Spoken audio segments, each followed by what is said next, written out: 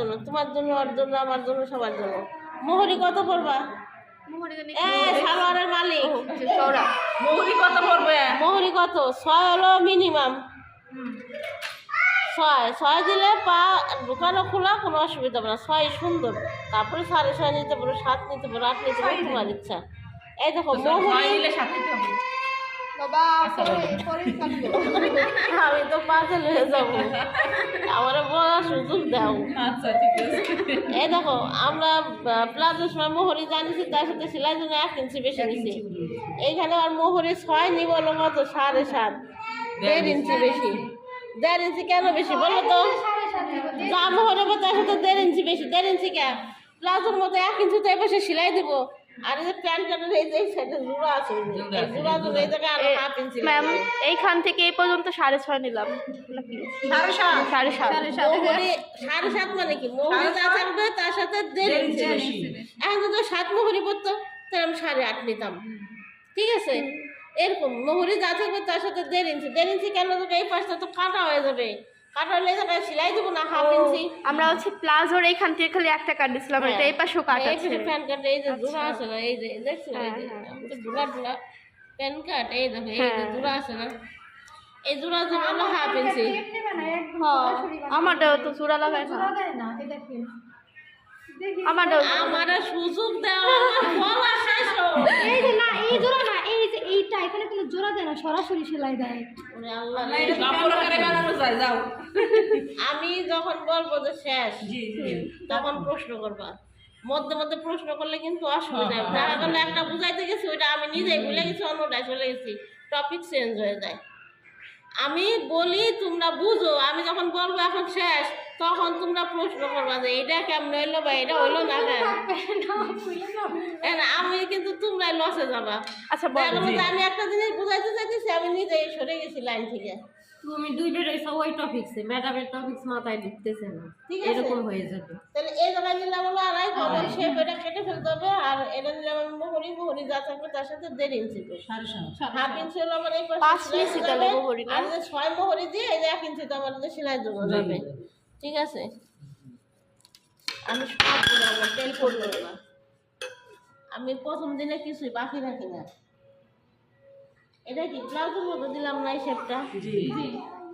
এটা যদি বাদ দিই, এই দাগটা যদি বাদ দিই, তো প্লাজোই কাটলাম। হ্যাঁ না, এই যে এবার প্যান্ট কাট কাটবো, দেখো এই যে শেপ কাটটা এই জায়গায় থাকবে, এই যে দেখছো, মানে এই জায়গা ধরবো। হ্যাঁ এই পাশে কিন্তু এই জায়গায় দিছি, এই পাশে কিন্তু উল্টা শেপ কাট কিন্তু এইভাবে দেই নাই আমি, ঠিক আছে? এই জায়গার শেপ কাটটা থাকবে এইরকম, এটাই পাশে লাগাই দিব, দেখো। হ্যাঁ এই যে ওই মাথায় লাগবে না, কাট আছে তো, ডাউন আছে, যতটা উঠে আসে এইখানে আমি দাগ দিব যতটুকু পাই যায়।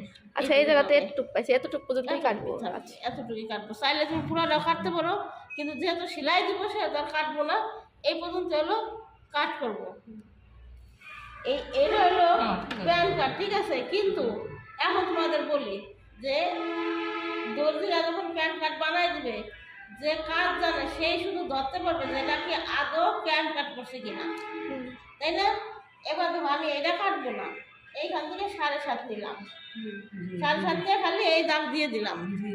তারপরে কি করবো, এইখান থেকে খালি 1/2 ইঞ্চি সেলাই করে চাপ মেরে দিব দুধে, তাহলে তো বুঝলি। এটা কিন্তু প্যান কাটি হইলো, কিন্তু এটা হলো নকল প্যান কাট। ওইটা কি সহজ উপায়? আমি যেমন সালোয়ারে টান দিলে বুঝবো এটা প্যান কাট কিনা। প্যান কাট, অরিজিনাল প্যান কাট, এই জায়গায় ধরে যখন টান দিব কোনো দিনও সোজা হবে না, ফুলা ফুলা একটু বাঁকা হবে, এই জায়গাটা একটু বাঁকা হবে, ঠিক আছে? আর অরিজিনাল প্যান কাট কাটলে বাঁকা হবে, আর যদি নকলটা ধরে টান দিয়ে সোজা হয়ে যাবে। এটা হলো তোমরা ধরতে পারবে না, এটা যারা কাজ জানে তারাই ধরতে পারবে। এখন দর্জিদের দোকানে তো বেশিরভাগ ওরা শর্টকাট করার চেষ্টা করে, এইখানে 1/2 ইঞ্চি নিয়ে সেলাই দিয়ে উপরে দিলে চাপ দিল, তোমার মোহরে এগুলো তুমি তো বুঝলা যে প্যান কাট। অনেকেই বলে যে টেলার থেকে চুড়িদার বানাই, চুড়িদার পরতে পারি না, বসলে ফেটে যায় বা বসা যায় না, অসুবিধা হয়।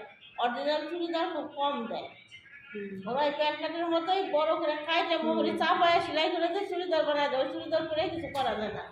আর আমরা আগে যে চুড়িদার শিখাইছি তাতে তুমি বাসার কাজকর্ম করতে পারবে, নামাজ কালাম করতে পারবে, সবই। পায়ের এখানে চাপা হইলেও এই দিক দিয়ে অনেক সরানো না সরানোর জন্য নাই, ওই কাপড়টা কাটতে পুরো অ্যাঙ্গেলে। এই যে জানলাম এই কাপড়টা কি করলাম, এই যে বাস দিয়ে কাটলাম না, সালোয়ার কাটে দিলাম লম্বা করে, তোমার চুড়িদার বানাই দিলাম একটা বিশাল লম্বা করে, অনেক কিছু ঢুকছে বলবো, তাই না? চুড়িদার এটা তো পায়জামা বলবে না শিখতেছি কাপড়টা। না ও পারবে না। এটা বলবো না, কিন্তু কাপড়টা যখন এই যে অ্যাঙ্গেলে কাটবো, এই যে যখন অ্যাঙ্গেলে কাটবো, দেখো যে এই সাইডে টান দিলে কাপড়টা কতটা স্টিচ করে। এই চুড়িদার কাটতে হলো ফুল অ্যাঙ্গেলে, অ্যাঙ্গেলে কাটলে এটা একটু কষ্ট, সেলাই করা কাটা সবই কষ্ট, কিন্তু জিনিসটা তো অরিজিনাল হয়। এই জায়গায় যখন কাটবো, আমি যখন বসবে কাপড় তো আমার ছড়াবে, আর অরিজিনাল কাটলাম, নকলটা কাটলাম, এই যে দেখো টানলে টানলে তুমি বস পাখান বসতে পারবো না, তো ছিঁড়ে যাবে। ঠিকই তো বলছে, তাই না? বলা উচিত একটু এই জায়গায় জীবনও পারবো না, এই জায়গায় টানতে হতো, এই দেখো ওই একা স্টিচ করে তোমার স্প্রে দেবে, তখন হলো মানুষ বসে সাথে এটা সুবিধা হয়। বলে বলে কাপড়টা। তো এর জন্য কিছু জিনিস আছে আসল, কিছু জিনিস নকল, কিন্তু তোমরা যারা কাজ জানে না তারা কোনো দিনও এটা বুঝতে পারবে না। তারা মনে করবে চুড়িদারই তো বানাইছে। ম্যাডাম এখন বুঝতে পারবে। আমি চুড়িদার পায়জামাই শিখতেছি না।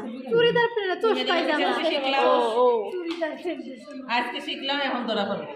না বলতেছি যে এই যে এমন আগে আইনে সে টেস্ট করবো রাসুন না নকু এই যে প্যান কার্ড, হ্যাঁ এই প্যান কার্ড আবার অনেক ধরনের আছে, ঠিক আছে, কিন্তু আমরা তো এখন সালোয়ার নিয়ে কাজ করতেছি না, যে শুধু আমরা সালোয়ার নিয়ে কাজ করতেছি 3 মাস শুধু সালোয়ারই বোঝা। তো প্লাস হইলো তোমার বেসিক, তুমি বেসিকটা যদি পারো তাহলে কি প্যান কার্ড প্যান পারবা। কার্ড আবার একসাথে সালোয়ার যখন শিখাবো তাহলে দেখো মিল আছে, সেই তো কম, সেই তো মহুরি, সেই তো হাই, একই তো।